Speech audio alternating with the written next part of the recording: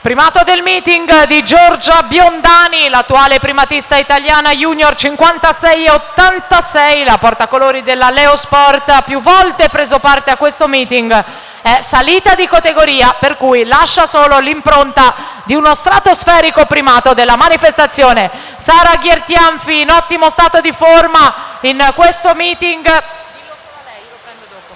Va al passaggio a metà gara, 27,52, velocissima la figlia d'arte, lo ricordiamo, il papà Tamas, l'allenatore che ha costruito e portato Fabio Scozzoli ai grandi successi del nuoto, è tecnico al Centro Federale di Verona, tecnico della Nazionale. Sara ha la prima esperienza con la Nazionale giovanile di Walter Bolognani, è al comando con la Varesi che risale in progressione.